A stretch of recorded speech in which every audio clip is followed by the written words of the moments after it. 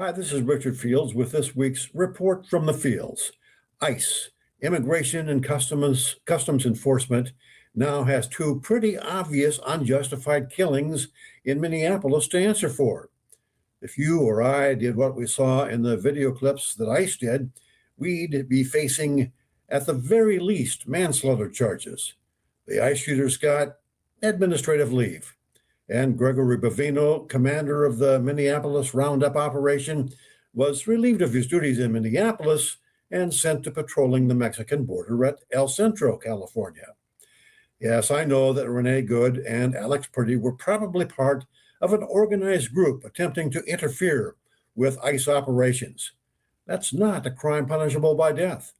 What ICE is doing is analogous to what the Gestapo did in Nazi Germany.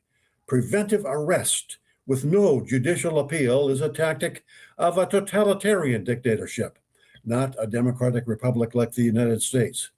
Most Germans did little to resist. The result was the Holocaust and World War II. To their credit, Minneapolis citizens are resisting. Videotaping police or masked ICE agents in military uniforms and flak helmets is not a crime, nor is warning people of the presence of ICE in the neighborhood. Trying to help a woman who had been shoved to the ground by those agents could be construed with interfering with a police enforcement action, but again, not a capital crime. And contrary to campaign promises, ICE under Trump is not going after criminals who happen to be immigrants. It's going after anyone who is not white and demanding your papers, please. Criminals generally aren't hanging around Home Depot looking for day labor jobs. Deporting immigrants to countries they've never been to is cruel and unusual. I think there's something in the Constitution prohibiting that. ICE is just one agency in the Department of Homeland Security. Where have we heard talk about the homeland before? For those of you who did not do well in history class or have short memories, the answer is Nazi Germany.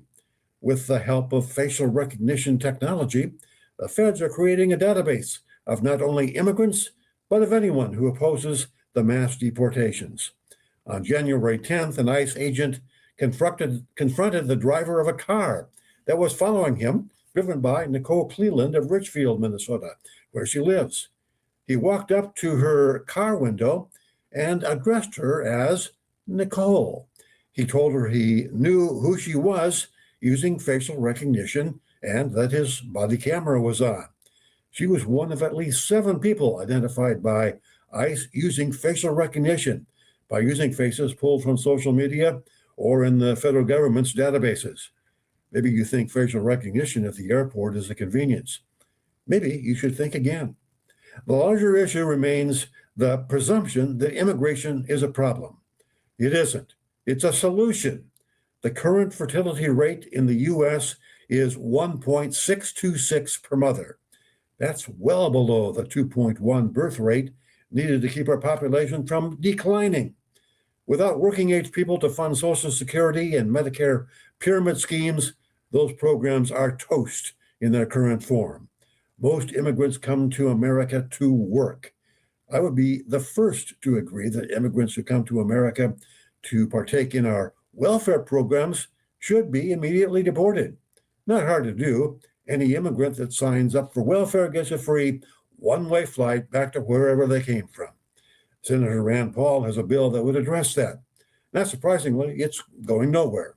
Republicans would rather posture about sending the invaders back home than actually solve both our demographic problems and a part of our welfare problem by welcoming immigrants from anywhere who come here to work. That's this week's Report from the Fields. I'm Richard Fields. See you again next week.